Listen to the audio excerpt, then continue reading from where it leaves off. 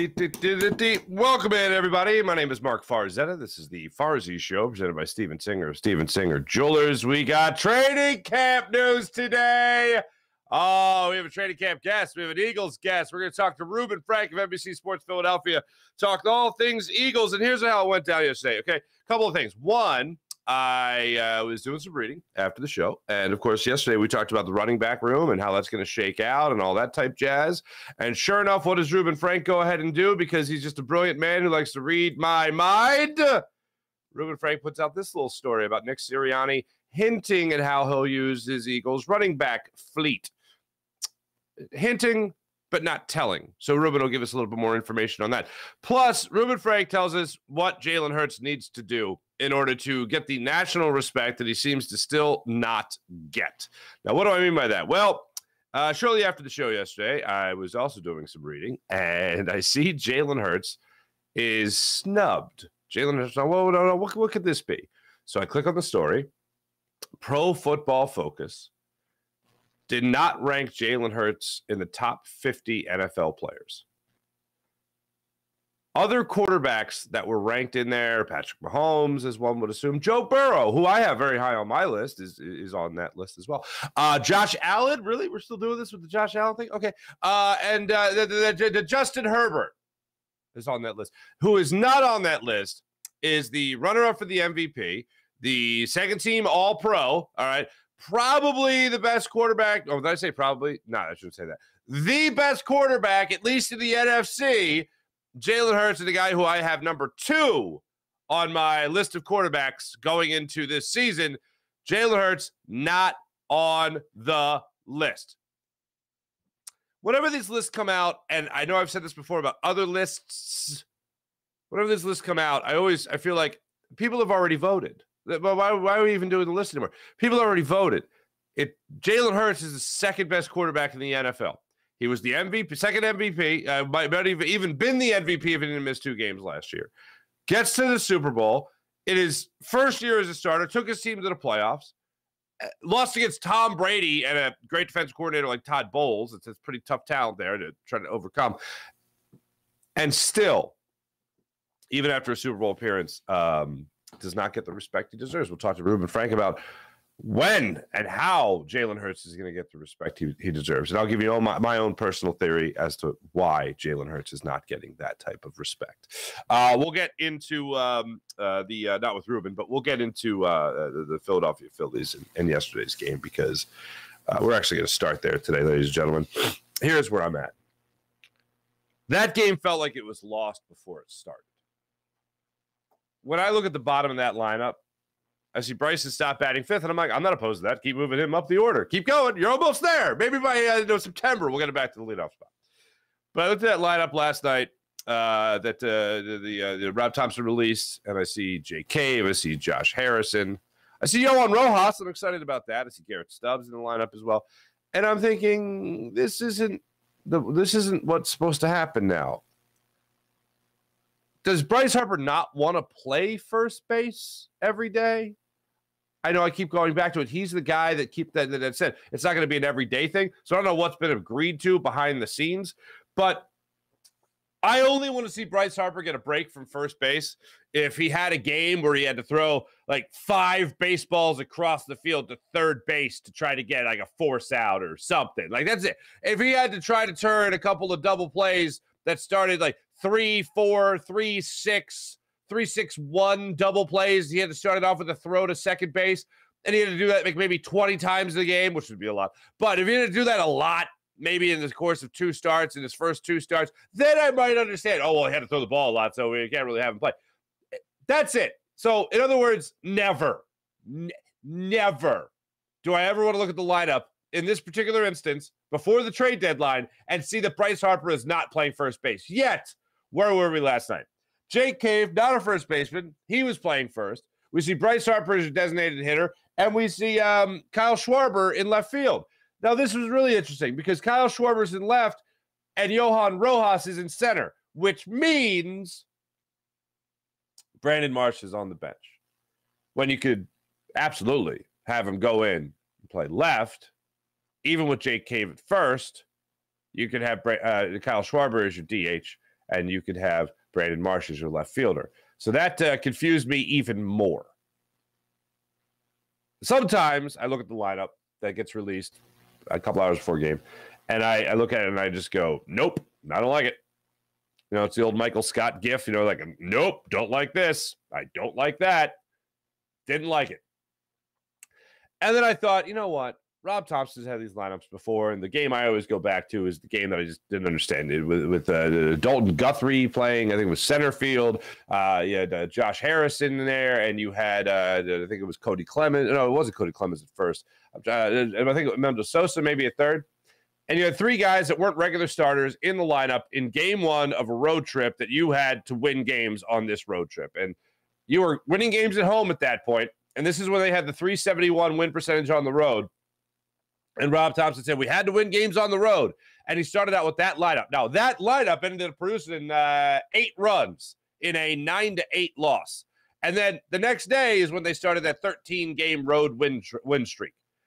So I've been wrong before. Rob Thompson has trusted his gut plenty of times, and it's worked out. This was not one of those examples. And you lose 3-2 on a night where Christopher Sanchez gives you not 5 runs like I've been or 5 innings like I've been joking about for the last couple of weeks here, where you know what you're going to get from Christopher Sanchez. You're going to get 5 innings, and it's going to be an okay 5 innings. He gives you 7 innings of 2-run baseball, 92 pitches, has guys off balance throughout the entire evening, makes 2 mistakes that both end up as home runs, and you take him, and of course he leaves the ball game, and he can't even get the win. Leaves in the 7th inning. Phillies don't start really scoring runs until that the 8th inning. Well, they scored 1 run in the 8th inning. Scored 1 run earlier on a sac fly there by Kyle Schwarber. And for me, I just don't get it. I just don't understand it. You have a guy you have your 5th starter out there, and you choose not to go with a better lineup after you just won a game in Cleveland to salvage that series. You want to start putting some wins together. It's a tight race. You still have the deadline right around the corner. You're still going to be evaluating guys. And a guy I'd really like to evaluate more at first base is Bryce Harper, because I don't think there's really much more evaluating you got to do. The only thing is you got to see whether or not he can continue to do what he did in Cleveland. And the only way to do that is to keep him at first base. Now, he could be at first base today, could be at first base tomorrow.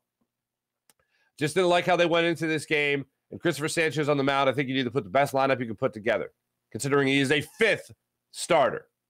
They opted not to do that. They only score 2 runs, and they lose 3-2. They also, Rob Thompson, by the way. And now, look, when I say the lineup, I know a lot of people want to look at the manager, and I'll look at the manager as well. But let's also keep in mind this is a collaborative effort. That lineup card no longer just belongs to the manager. That is a front office. The front offices of the architect. A lot of the times, not just of the roster, but also who's the starting 9. So I'll also look upstairs to Dave Dombrowski when it comes to what the lineup was last night. But just for the life of me, I don't get it. Now, finally, you get to see a guy like Yohan Rojas get in the lineup, which I'm totally fine with. I have no argument there. But if you're going to put him there, Brandon Marsh in left, Kyle Schwarber is a designated hitter, that would be the better option here, because you should really not see Kyle Schwarber much in left field anymore. And I really hope you don't see him much in left field at all after the trade deadline. We got a couple of names that some other people are starting to get hip to that we've been talking about a little bit on this show already. But anyway, Kyle Schwarber gets on base late in the game. You don't pinch run for him there with a guy like Brandon Marsh, who could also play left field for you. It's a tie ball game there in left field. At that point in the game, I probably wouldn't take Kyle Schwarber out in a tie ball game for a defensive replacement. Maybe if you had a 1-run lead, you're putting Brandon Marsh in there, but that wasn't the case in the 9th inning when Kimbrel gave up that hit. But the thing is, with Kyle Schwarber diving for that baseball, I know some people are thinking, like, why did he leave his feet? Now you got a runner on second. He has to dive for that baseball. He actually played that perfectly. Look, he's not good. I'm not saying he's good, but I'm saying Kyle Schwarber, the most perfect way he could play that ball was doing exactly what he did on that ball, diving to his right to try to make that play. Because if the ball goes by him, a guy gets on second base or a guy gets on third base, at that point, really, so what? The lead run has already scored. So that was an issue I saw that some people had. I didn't have a problem with it. The biggest issue, the two biggest issues, I should say, other than just a lineup card before the game even started, was not reviewing the play in the third inning off the bat of Rojas that Hicks dropped. I don't know how it works. I can tell you right now, as a guy that used to run the machine, all right, for Sunday Night Football, the idea that a clubhouse or a manager couldn't get that replay of Hicks dropping the ball immediately is horrendous. The fact that that existed, we saw it on TV, and you couldn't see it in the dugout where it matters most, where you're going to be making a decision on whether or not to challenge that call. So according to Rob Thompson after the game, the ball off the bat of Yohan Rojas in the third inning that went to center field, and Hicks made the great diving catch and then dropped it, so it wasn't a catch. That play was not reviewed by the Phillies because they couldn't see that angle. I would love to see the setup that Major League Baseball has for their teams to review instant replay, to review any play. I'd love to see it, because if it's a single screen and you got to make a decision in a matter of seconds as to whether or not you're going to review it, that is poor execution on behalf of the of MLB. That is poor execution. You can set up a quad screen. You can have all the different angles in front of you there so you know what to look at and roll it back. And if they're not equipped with that to make these decisions that can impact the game when you're welcoming technology into the game, use the technology. So I would love to see the behind-the-scenes look at what you're looking at when it comes to the instant replay for the managers and the people making the decisions as to whether or not you're going to be reviewing these plays or not. It's confounding, but that's where we're at. And he said he didn't see the angle until the time had already passed, so he just nothing he could do about it. All right. Could have had a runner on second, maybe a runner on third, but top of the order coming up. Wasn't meant to be. Let's get to that eighth inning. And Jim Hyden, producer extraordinaire, baseball man, made a great point about this play. So Nick Castellanos steps up. And before I even get to the play itself, Nick Castellanos goes down in the count with two outs. Runner on first and second. You're down a run. Nick Castellanos steps up to the plate in that eighth inning, goes down to the count 0-2. What happened after that doesn't happen to 2022 Nick Castellanos, but it happens with 2023 Nick Castellanos. He then stays away from 3 pitches away that they tried to get him to flail at. He stayed disciplined. He stayed calm, stayed cool, stayed collected. And then he got a pitch to hit that he drove into left center field. Now, here's where the controversy starts. Kyle Schwarber's on second base. Bryce Harper's on first. By name only is he on first base. They even made it. They even alluded to it during the broadcast of the lead Bryce Harper was getting with 2 outs in the eighth inning there. And then Nick Castellanos makes contact. As the ball is sailing into center field, you already see Bryce Harper rounding second base. So he almost, especially with Schwarber running from second, I'm shocked he didn't catch Kyle Schwarber. So Harper starts rounding second before the ball's even in center field. Then Schwarber scores the game-tying run. Bryce Harper, they're sending him. Dusty Wathan, Mr. Aggressive, is sending Bryce Harper. My thought was he was reading where Harper was when the ball was hit. I think he was reading the throw into the relay man, and then, of course, sending Bryce Harper. Harper is rounding third, heading for home, and it's one of those situations where you see the throw come home, and the throw clearly beats Bryce Harper. But the throw is to the right. It's offline a little bit. Bryce Harper comes around, tries to get the backdoor entrance there to home plate. Just as McCann's reaching back to tag him, tags him just on the chest, just as the oven mitt is coming down on home. But it looked like he was out. It was close. You couldn't review it as the Phillies because you already used your challenge earlier in the game on a play that Yohan Rojas got picked off second base. That was a rough play. So you couldn't use your challenge there. They could have used the umpire challenge or the umpire review, which is a challenge sort of, and they didn't. Bryce Harper was out, and I think Bryce knew that he was out as well, considering he was screaming that he just was out, and I don't think he was screaming that the umpire called him out. So that was the unfortunate thing. Now, here's where the controversy comes in. Do you send Bryce? Is it the right play? 2 outs, by the book, send him, or 2 outs, and this is Jim's point, You got Bryson Stott coming up next. Last night's ball game, the one thing you could say that maybe the way the lineup was constructed actually helped them out was that Bryson Stott was coming up next. You have an opportunity there with a runner on third base for Bryson Stott to get a hit. You trusting Bryson Stott to make the play for you, or you're taking the bat out of his hands? Last night after the game, my immediate reaction was it was that close, you had to send him. But the bottom line is he was out. One of those situations is if you're going to send him with those relay throws, whether the first throw was wonky or not, he's got to be safe. You got to take the lead. Bryson Stott, arguably your best hitter. Nick Castellanos, as of late, hasn't been great. But throughout the entire season, your best hitters have been Nick Castellanos and Bryson Stott. And Bryson Stott's grabbing a bat. He's on the on-deck circle already. If you leave Bryce Harper there at third base, I got confidence that Bryson Stott could come up in the clutch. Do you send him or not send him? In that situation, I was surprised that Harper was set. I thought with the first throw, and even with the lead he got off first base, I was surprised when the throw came home that the throw beat him home by that much, and then a great tag was made. If that throw is online, we're screaming at Dusty Wathan. Why would you send him with Bryson Stott up? The fact that it was so bang-bang makes me think they did the right thing. Makes me think they did the right thing and just trying to take advantage of the situation that they were in. Plus, they had already tied the game. You're still going to be coming up in the bottom of the ninth inning. Yes, with the unfortunate bottom portion of your lineup, but you had guys on the bench that could come in and try to take some hacks as well, which ended up happening. Alec Boehm being one of them. JT Realmuto, your more regular starters that you could bring in off the bench for pinch hitters and then leave in the ball game if you did tie it and go into extras. And it just didn't work out that way. After the game, Rob Thompson's ruling on the situation, the Phillies 3-2 loss was, yes, you send Bryce Harper in that situation. It's not just being aggressive. It's the right play. He did say because it was bang-bang, basically it helps you know that it was the right decision to be made. But I could see the other side of it, certainly. But all in all, if I got to call it, I got to say that you sent Harper in that situation. But the point Jim made before the show, Stott coming up next, I totally get it. I totally get it. 2 outs, runner on third. Go ahead, runner on third. Can Bryson Stott make a play? One thing that I didn't like,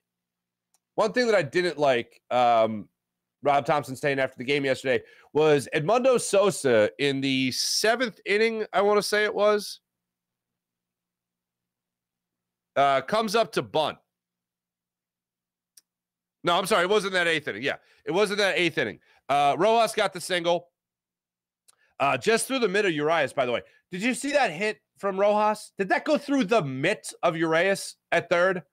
I couldn't tell if it went through the webbing of his mitt, and he looked at his mitt like, what the hell? I thought I had that. I couldn't tell if it went through the webbing or if it flipped his webbing, his mitt up, and he kind of let it shoot out. But it looked like he had the ball like this, and it went like right through the webbing. PJ, did you see this? You think he flipped it? Or through the webbing? Yohan Rojas. Let's get him more at bats. Just a thought. So anyway, he's on first base. Then Schwarber steps up there. He walks. Sosa tries to lay down a bunt. Now, this is the part I had an issue with. After the game, Rob Thompson said that that Edmundo Sosa had to get the bunt down. He's got to get a bunt down in that situation. They really didn't give him anything to bunt. He had one opportunity to bunt. Everything else was in the dirt. And it went off. One of the bunts went off of McCann's crotch. So there's that. But it was a tough situation. So then with 2 strikes, Sosa started taking some hacks. He ended up lining out to Urias. His mitt worked that time. Urias at third base, and then they ended up doubling off Yohan Rojas at second. So now instead of having first and second, or excuse me, instead of having a situation if you get the bunt down properly, second and third with 1 out, you now have a runner at first with 2 outs. After that play, that's where Harper got the single. They go to the bullpen. Baker comes in. You have a runner on second and first and second with 2 outs. Castellanos gets the RBI single down 0-2, fights back. Yeah, and they end up tying the game. All in all, a rough game for the Phillies, and it just felt like they lost it before they even started it. And I know that's terrible to say about guys that don't get enough reps. But to go with Jake Cave at first base is negligent. To go with Johan Rojas in center field with Brandon Marsh sitting there and not have him in left field with Kyle Schwarber as designated hitter seems negligent as well. So that's why I say this game felt like it was lost. Now, hopefully you have the better lineup out there today. One of the things we have been talking about is putting Bryson Stott back at the leadoff spot. Before the game, Rob Thompson was asked about it, and he also said, it's panicking. If I make the adjustment now, it looks like I'm panicking. We had this great stretch run from the June 2nd, to the All-Star break, and really just thereafter the All-Star break as well when they started out against the Padres.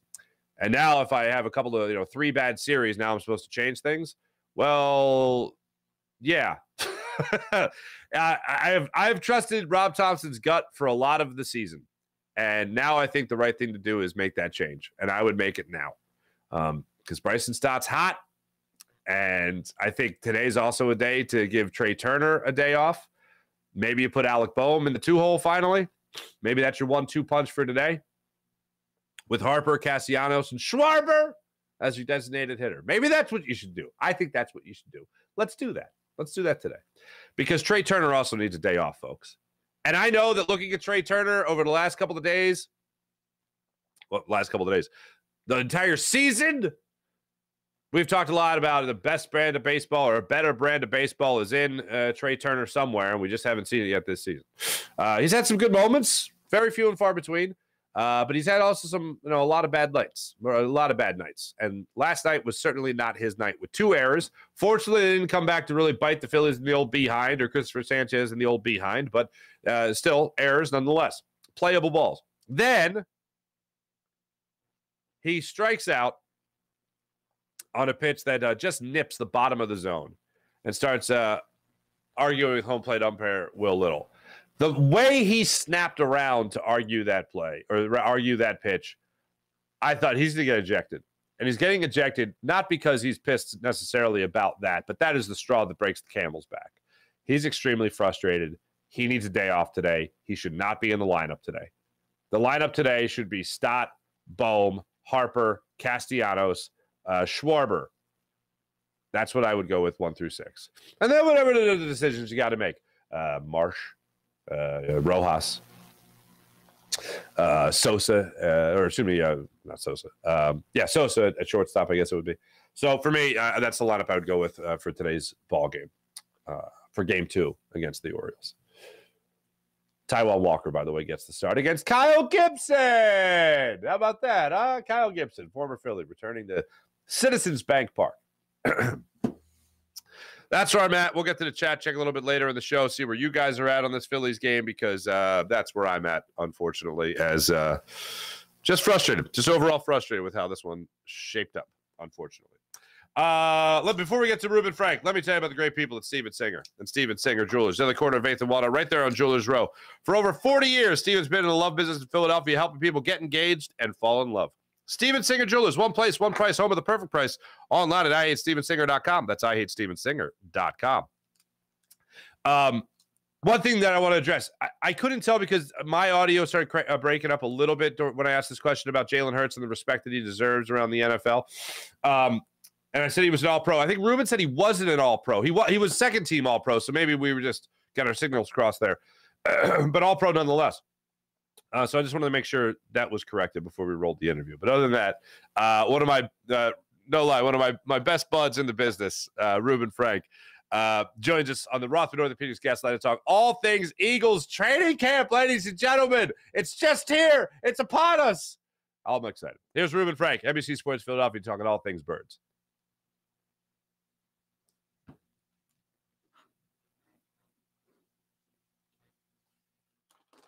The Rothman Orthopedics Guest Line from NBC Sports Philadelphia, one of the most trusted men to ever cover the Eagles, Mr. Reuben Frank joins us. What's going on there, Rube? Interesting introduction. It's probably not true, but I appreciate it. It is absolutely true. And make sure you guys are following Rube on Twitter, all social media platforms as well. And of course, reading Threads now. It's not Twitter, it's X. X. That's right. Thank you. X. Follow me on X. And Threads. Yes, of course. And all things NBC Sports Philadelphia, especially this article, which came out yesterday. And it just happens to be about what we were talking about yesterday on this very program, the running back room of the Philadelphia Eagles. How does it work? I'm going to ask you a couple of questions about which way you're leaning going into this training camp, Rube. How is this running back room going to shake out? Is it going to be DeAndre Swift being the guy to take over as the number one guy, Kenny Gainwell? How do you see all these names getting organized by the Philadelphia Eagles? Yeah, I don't think anyone really knows, including Nick, and I think that makes it more dangerous because that means the team they're playing doesn't know. They don't know if they'll get Rashad Penny for 15 carries and Gainwell for 7, Boston Scott for 6. They don't know if they're going to get DeAndre Swift for 25. And I think it's going to vary week to week depending on who's going well, the opponent, the situation, the score. I think Swift has that receiving ability that really no Eagles running back has had and probably since Shady. DeMarco Murray was actually a really good receiver, but he had like 50 catches when he was here. But I think that's going to be a dimension we haven't really seen around here in a while. So there's going to be a lot of options. And I think one thing about the Super Bowl team in 2017, once they got Jay Ajayi in that trade and they had Corey Clement, Wendell Smallwood, LeGarrette, and Jay Ajayi, nobody knew who was going to be the main guy. And most games it was LeGarrette, but then there was one game where he had no carries and all the other guys had a bunch. So I think the more unpredictable you are, the more dangerous you are, the more effective you are. And if they don't know what's going to happen, then the other team doesn't. And I like that. I think a committee is good if all the guys have different strengths. And I think that's the case with these guys. But like Nick said, if somebody gets the hot hand, he's going to stick with them. And we saw that with Gainwell in the postseason last year. So it's going to be fun. They're all talented.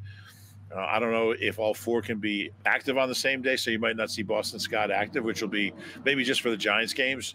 But it's an interesting group. If they're all healthy, it's a really dangerous group. Mm-hmm. Is there a chance that we see a little bit more of that screen game with the running backs then with these guys that can catch the ball out of the backfield? Is that actually a chance? Because I feel like that gets talked up a lot in training camp, and then we don't see it much during the season. Yeah, I hope so. I think it could be a real weapon for this offense. Saw it a little bit Miles Sanders' rookie year. With this offensive line, they're so athletic and they move well and they're so effective out in space. You would think the screen game is something that they could use, but they really haven't done it. And when they've tried it, it hasn't gone real well. But I think Swift, and I think Gainwell is a really good receiver too. When you look at his receiving numbers, he's got like 60 catches in 2 years and very limited playing time. So I think that's going to be a weapon that they really haven't gotten a lot of mileage out of in a while. I love screens. It's such a high percentage play because nothing bad can happen, and your odds of picking up 7-8 yards are really good. So with these weapons, and I think part of the thing is Jalen is he's so naturally aggressive that I think I don't think he likes throwing short stuff. He's looking down the field. And look, it's one of the things that makes him so dangerous. But one thing the screen game can do is replace some of his carries. Like, how would you rather get 8 yards? Jalen going out there and risking himself, running for 8 yards, or just dumping it off, getting out of the way, and watch DeAndre Swift go for 8 yards? So I think it could not only be a good weapon, but keep Jalen out of harm's way too. I'm with you 100% on that idea. Whatever can protect Jalen. And speaking of Jalen Hurts, Pro Football Focus just left him off their top 50 list. A couple other segues I've read about. It's one of those. Yes, that's really good. Thank you. I'm getting better at this, believe it or not. When it comes to that top 50 list, a couple other quarterbacks were on there. Justin Herbert was on there. Josh Allen was on there. Of course, Patrick Mahomes, Joe Burrow. What is it going to take? Look, he's an all-pro quarterback. He was runner-up in the MVP. Is it just a matter of him doing it for a longer period of time to really get that national respect that I feel he already deserves, or do you feel like people are looking at him appropriately? I don't think he's really that good when you look at it. No, he wasn't an all-pro. He was not an all-pro. I was an all-pro voter. But, yeah, I mean, look, I never get wrapped up in that stuff, ratings and rankings and all that. And, I mean, they're fun to do. They're fun to look at. People get all indignant. But, I mean, he's proven how – I mean, the guy was, 14-1 last year and took a team to the Super Bowl and had one of the greatest Super Bowls anybody's ever had. So, in my mind, he's the second best quarterback in football behind Mahomes. He's by far the best in the NFC because, the guys you mentioned, Josh Allen and Burrow. And I mean, these are Mahomes. These are all AFC quarterbacks. I don't even know who the second best QB in the NFC is. Maybe Dak, maybe Kirk Cousins. I don't know. Daniel Jones. I have no idea. Quite the drop off. There is no second. So, those things are, people get all mad and no respect. Really, it comes down to what you do on the field. And there's no question in my mind, Jalen's going to lead this team as far as they can go this year. Mm-hmm. When it comes to a couple other unknown things going into this season, you look at I think, coordinator positions here. We don't know much about Sean Desai. We know a little bit about Brian Johnson because he's been here. But let's start with Desai. Is there anything that has jumped out to you just through OTAs, very limited, that you're looking forward to seeing or exploring more as training camp starts up? Yeah, I'd like to meet him. Hi, Sean. Yeah, we talked to him once. He didn't say much. I think we will. When I think we'll really learn something about Sean Desai is in the joint practices against the Browns. I think they have one day with the Colts, but that's when. Like, coaches don't want to show what they really do in preseason games because they're televised and everyone sees them, other teams see them. But joint practices are not – no other teams don't see what you're doing there. So that's when – look, you're going against another team. You can really get a – so I think that's when we'll really get a feel for what he wants to do because I think they'll be pretty vanilla starting out in training camp. Just want to see guys and see what they can do. Really, we have no idea. We have no idea what he wants to run, what he's going to run, how he's going to – I mean, he says he loves rotating his defensive linemen. So that's like – so does everybody else, right? So I don't know. How much he's going to mix things up as far as coverages. We know he doesn't like to blitz. And that's really not a Jonathan Gannon thing or a Sean Desai thing. It's really a Nick Sirianni thing. That's his vision of the defense is generate pressure with the linemen and don't waste somebody, a defender trying to generate more pressure. So they did that last year, and I think they're going to try to do that again this year. But other than that, and those are really basic things, we have no clue. And I think that's one of the – and they want it that way. I mean, competitive advantage. Nick's always talking about that. Sure. We'll know. We'll have a sense in the first couple of weeks of exactly what kind of stuff he likes to run and what he's trying to do. Why should Eagles fans have confidence in Brian Johnson as a play caller? Because it's something that he hasn't really done. It's his first year as the offensive coordinator, obviously. There's been an offensive coordinator before at different levels of football. But why should Eagles fans and Nick Sirianni even be confident in Brian Johnson as their play caller on game day? It's a great question. And I think he's a very smart guy. He has a really, really good sense of Jalen and what he likes, what he doesn't like. And really, that's what a play caller. I mean, that's the biggest thing a play caller has to do is understand his personnel and how to best deploy him. Like, what's going to work for Jalen? He's known Jalen since he was like 4 years old, so I think he has a really good sense of what Jalen does well and what he likes to run. But also, he's been around Shane Steichen, who I think, well, he took over play calling in the middle of 2021, but I think Shane is as good a play caller as we've ever seen around here. He had such a flair for it. And Doug was really, really good too for a while. But I think he's been around good people. Like you said, he's called plays before, so on a college level. So he's got a sense of how to do it. But, yeah, it's an unknown. Everything kind of points to he should be good at it. But it's a really tricky thing. Like, Nick wasn't good at it. And Nick's a really, really good offensive coach, but he just didn't have a great feel for calling plays those first – whatever it was, 6 or 7 games of his first year. So Shane was brilliant at it. And you just hope that, you hope that this for Nick Sirianni to give an untested coordinator play calling duties tells you how much faith he has in him. But it's college and the NFL are two different animals. So it'll be interesting to watch.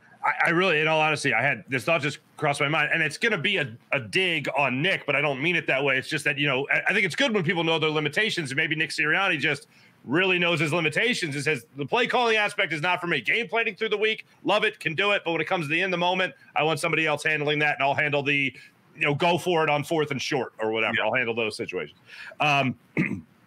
Is there any name that's under the radar. And one of the names I keep on seeing is this Ben Van Sumeren. Oh, he just followed me on Twitter. I was like, I texted Zangaro and I said, this is like the best day of my career. What about Threads? Did he reach out on Threads? No. I'm just kind of getting started on there. Okay. I have like 12 followers on Threads, but well, I see. By the time people see this, they'll probably be down to 8. I read a lot of good things about him, and I'm just waiting to I don't know. I don't have a lot of confidence, but we go ahead. What's your very early take on the undrafted linebacker? He didn't go to the combine. He had an incredible pro day. His numbers were off the charts. Like they would have beaten every linebacker at the combine.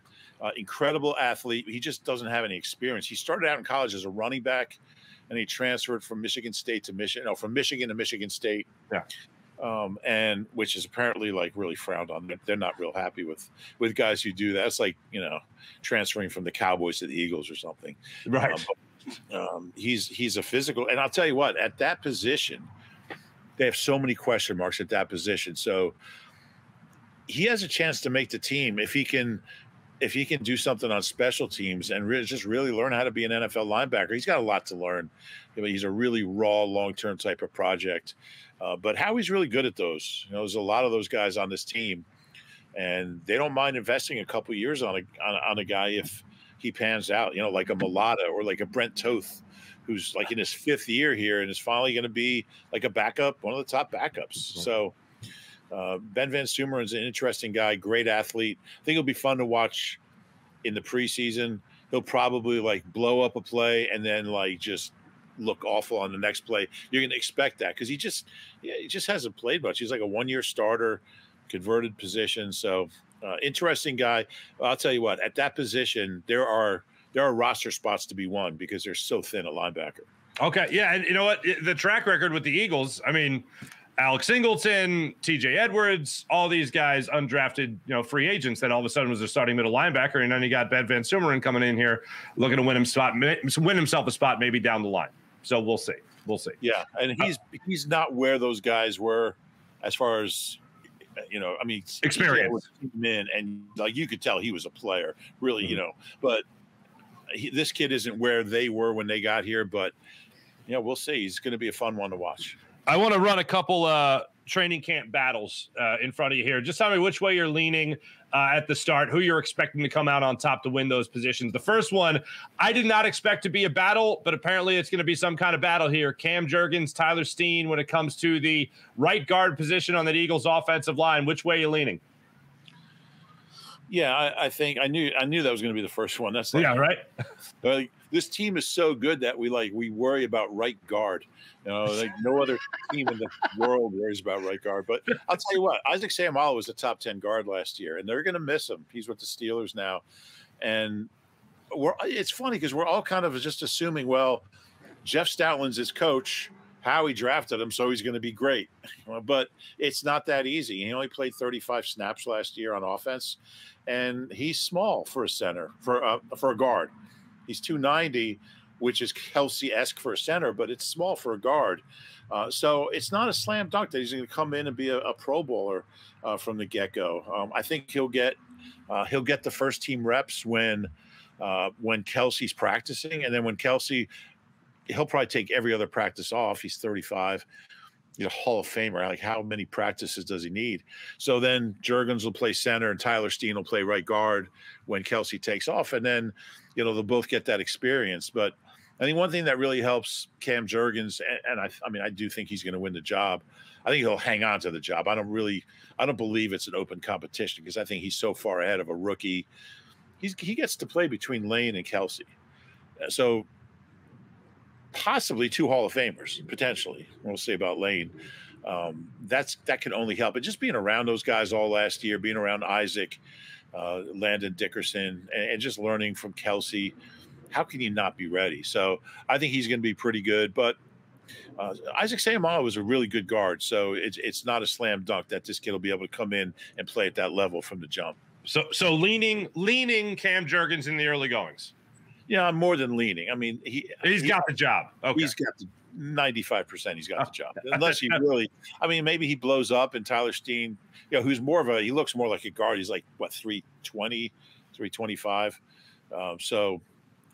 Certainly if Cam has a tough camp or gets banged up, you'd like to see the kid come in, but I think it'll be Jerkins. All right. Next one up for you is the safety position. I think Reed Blankenship, and correct me if I'm wrong, but I think Reed Blankenship is pretty much a lock. I think you look at the other safety position and you're talking about Terrell Edmonds is a guy that could come in there and have some success possibly, or you could have a guy like Sidney Brown come in and be your starting safety next to Blankenship. Which way are you leaning that way? I'm actually leaning Sidney Brown, maybe not right from the get-go. Terrell Edmonds, I mean, he's 26 and he started 75 games in the NFL. So, he's not a slouch. He's not a great player, but he's a functional safety. But they drafted Sidney Brown to play, and I think they're going to give him every opportunity to win that job. I think it's going to be tough for him to come in as a rookie and beat out an established veteran, but they're both new in this defense as well. So it might not be week one, but I'd be surprised if Sidney Brown's not the starter at some point, week 6, week 8, somewhere like that. But if he has a good camp, I mean, they didn't pay Edmonds anything. I think $600,000. I mean, that's Mark Farzetta money.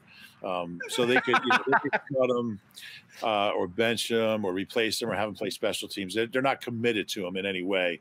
But Sidney Brown's here for 4 years. They're committed to him. They want him to win the job. That's the thing with these guys with one-year contracts, whether it's like Anthony Harris, there's no commitment there. If he's the best guy, he's going to play. But if a young guy is better, that young guy is going to play.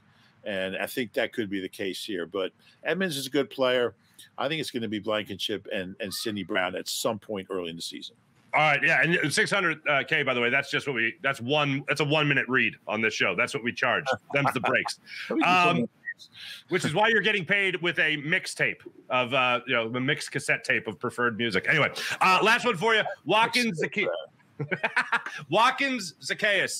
Which way do you go? Olamide Zacchaeus? How do you say it? Which way are you going there for third receiver?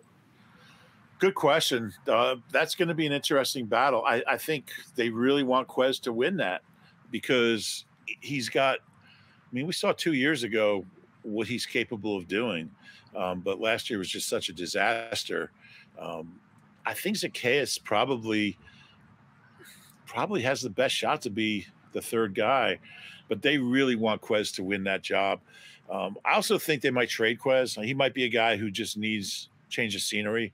They have a lot of depth at that position behind. They got 2 great starters, but and I think Zacchaeus is a pretty good guy, and he's actually he can run. It's not like he's like the slow possession guy and Quez is the fast guy, but Quez's speed is really rare, and his ability to track a ball is exceptional. He just doesn't always hold on to it when he tracks it. So the potential is there for him to bounce back. He's got the ability. We'll see how strong mentally he is because, last year was a nightmare. It was a nightmare before the Super Bowl, but to drop a touchdown pass in a Super Bowl that might have brought a championship to your city, that's a tough thing to overcome, and I'm not sure he can do that. And that's why I think, the last time we talked to Nick, he was talking him up, saying how great he was in OTAs, which is so uncharacteristic. Nick won't say that about – Jim Brown could be at OTAs and he was like, yeah, we'll see about the backs. We got Wendell Smallwood, we got, Corey Clement, we got Jim Brown, we'll see how it sorts out. All the same. He won't compliment anybody, but he was so quick to compliment Quez that it made me think either they're trying to really build up his confidence, which they're concerned about, or they just want to trade him. And I don't know how much you can get for him, but he's got rare speed, and teams want speed. They want those traits. So an interesting one. The same day that Nick told us what a great OTA Quez was having, he dropped the ball in the bubble like 20 minutes later. So we'll see. I'm going to go with Zacchaeus, though. And I like Quez. I like that he was a stand-up guy last year. When he messed up, he stood at his locker and he faced all the cameras and answered every question. I appreciate that. Not a lot of guys do that, but I think Zacchaeus is the guy. Gotcha. Reuben Frank. How can you? Shut up! I'm not done yet. Oh, I'm sorry. In a big moment, can you really rely on Quez Watkins at this point? maybe if he really proves himself over the season, but man, you look at the 2 balls in Dallas that he got out-muscled for. You look at the fumble against Washington and the drop against the Chiefs. I mean, the Eagles lost 4 games last year. He was responsible for 3 of them. I mean, the Saints game's the only game he didn't have a major role in losing that game. So as much as I'd like to say Quez on that one, I'm going to go with the other kid. Gotcha. And then we'll officially learn how to pronounce his name. Reuben, now before you go, I'm going to do this, and I'm going to get back to you on this. And of course, we'll air this interview for Tuesday morning show. But I am going to ask my audience to just give me their favorite music venue in the Philadelphia area. And maybe there's one you haven't heard of, maybe there's one you haven't been to yet. Maybe you can check that out later because I know what a music guy you are. My favorite venue is probably Johnny Brenda's, but very nice. So freaking hard to park there because everything's a 2-hour meter unless you have a permit, and you could drive around for hours trying to park. And there's like some $20 lots if you can get a spot. You got to get there early. Going to Johnny Brenda's on a weekend, plus the show started at like 11. Like the headliner comes out at 11. Too old for that. But I do love Johnny Brenda's. I like this 118 North. Have you ever been down there? It's a new venue. It's in Wayne. It's right across the street. Wayne's a cool little town, by the way. And 118 North, I actually played there with my friend's band, Illinois. And it's right across from the Wayne train station. It's really cool. They have great food, awesome sound. So those are a couple of them. World Cafe is the old standby, really solid venue. Easy to park. That's big. Well, I'm gonna ask my audience. And Union Transfer, as far as the bigger places, Union Transfer. Yeah. Okay. Yeah. Oh, I do miss living right down the street from there. Reuben Frank, I'll ask the audience to see if they have any suggestions. If one jumps out to me, I'll be sure to forward it to you, my friend. I appreciate you stopping by. Hey, enjoy the hell out of training camp. Enjoy the hell out of preseason. I'm sure I'll be talking to you down the line, though, and hope all else is well, my friend. Thank you so much. Anytime, Mark. Thank you. Reuben Frank joins us, NBC Sports Philadelphia. Make sure you read all his stuff, all his latest stuff on NBCSportsPhiladelphia.com and the NBC Sports app as well, including this article. Nick Sirianni hints at how he'll use his Eagles fleet of running backs. And I'm sure you can read all the stuff that Rube will be writing all through training camp and the season. Thanks again, Rube. You got it, Mark. See you, bud. My thanks to Reuben Frank for hopping on the show and talking all things Birds. How about, though? With Jalen Hurts, top two quarterback, one of the best quarterbacks in the league. That's where Reuben Frank's looking.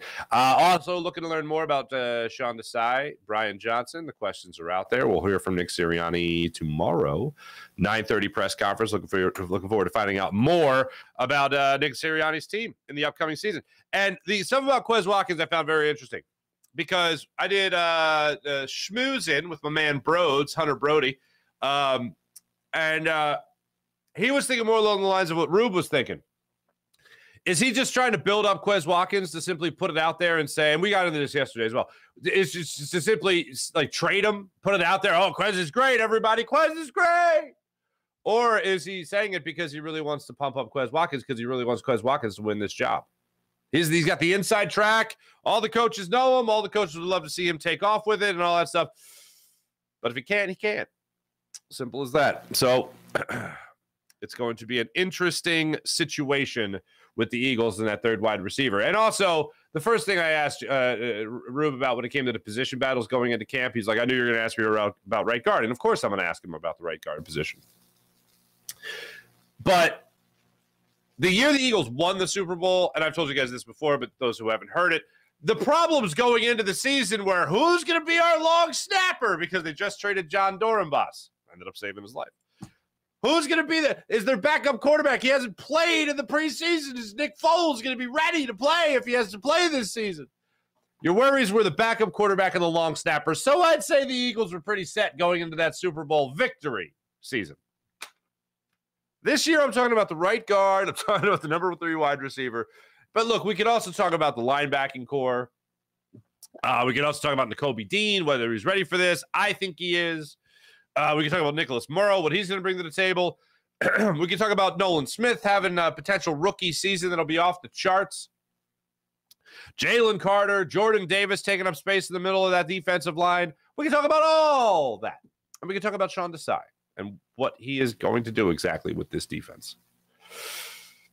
Those are questions. Those are bigger questions. But I think most people have confidence that this defense is going to be pretty good in the upcoming season. There's questions, but offensively speaking, I think this team is pretty set. Defensively, I think is where most of the questions lie.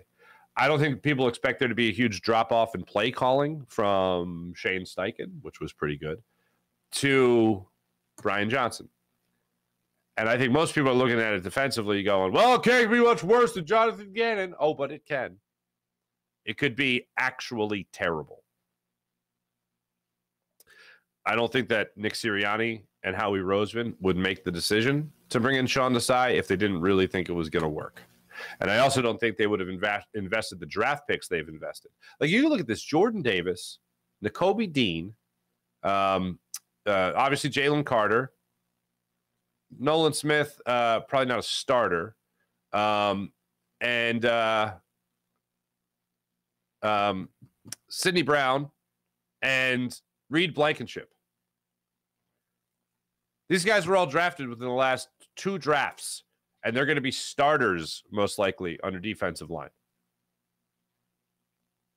Jalen Carter, Jordan Davis might not start because they got a lot of depth at that position with really 3 guys that can really play. Even Milton Williams, probably not going to be started at all, but still depth at that position.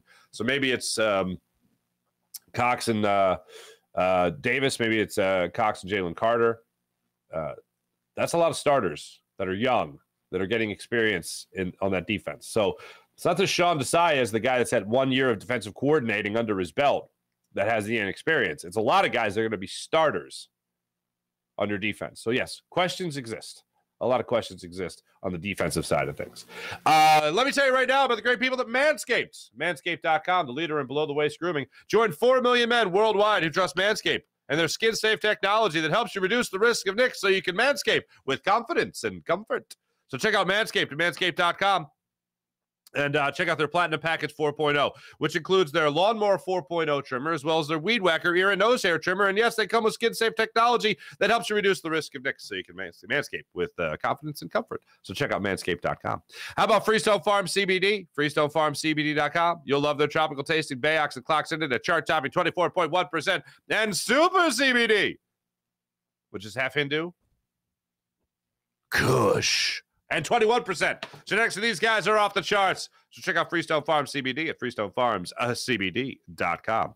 How about PHL Sports Station, Philadelphia Sports Station, enhancing your Philadelphia sports fan experience across all social media and blogs? That's PHLSportsNation.com. Let's get into the chat check. Let's talk to the people of the Jacob Media YouTube channel first today. Jason A. Farzy, I don't know this up and down crap. I could go without. Go a little bit to go in the series, I think. Yeah. Or excuse me, in the season with the Phillies. You're absolutely right. What else we got? Charles dead. Rube is out in Tahiti because it's 6:48 here. Charles dead. You're in Tahiti? That's awesome. What's the food like in Tahiti? Jason A. Hello again. Rosie Rolla, what's going on? Raze Rolla. Olamade. Yeah. Third wide receiver. That's 1 vote there. Jason A saying, I've seen them both play when Quez is on. He's easy and number 2 on most NFL teams. Wow. He might have hands, but that's all he's got. Quez is homegrown and is the fastest dude on the team. Basically, we don't have a wide receiver. We don't have wide receiver depth. If any, they need to go get another wide receiver. I'm all for that. Jason A, if Smitty go down, Quez in college was better outside. He could fill in Smitty. Olamide is not an outside guy. All right, fair enough. Versatility there. Let's move over to the Farzy Show YouTube channel. What's going on? Sean Gillespie, good morning. Mike Fuji, good morning. What's happened? Happy Tuesday. That's hilarious. V.I. Sanchez. Trey continues to be Nick from 2023. Nick from 2022, I think you mean. But he's the Nick of 2023. At least my Cleveland trip was solid. Guards fans are chill. Oh, that's cool, Mihai. That's nice. That's right. I forgot you went out there, man. That's great. Dog days of summer are upon us. Yeah. Training camp, baby. Eli Ellis. I think he gets that linebacker spot, not the kid from Michigan State, in my opinion. You agree. Sean Kilrain, I don't know. People seem to really like Von Sumeren. Rube also seems to think that a lot of those guys are all hopped up on Von Sumeren as in terms of his supposed freak athletic ability. Mullen Alvarado, what's going on? Happy Xmas in July to all. Shut up, I'm not done yet. That's the Christmas spirit. Rube, yeah. Rube is one of the few people that I like because we're friends and stuff. Like when a friend tells you that, it's usually, or not usually, it's in good nature. If it's not in good nature, then you got a problem. But no, that's my boy. I love Rube. Actually, now being in the burbs, I told Rube because he's got some business out my way. I was like, dude, just stop over and have some beers, and Rube will take me up on it. I invited Rube to my wedding, which for those that don't know was a destination wedding. It was my wife and I got married in Italy, and I invited Rube, and two reasons. One, because I want Rube as one of my good friends, and I want him to be at my wedding. The other is I just would have really liked to see Rube in Italy. That would have been a sight. What do we got here? Quez can go. Thank you for your service. If Quez can't catch, he should be gone. Quez is starting to remind me of Todd Pinkston. Speed within. But I remember Pinkston at least like 6'1", 6'2", at least. I remember Pinkston having the height advantage there. That's going to bother me. Hold on. Let me look that up.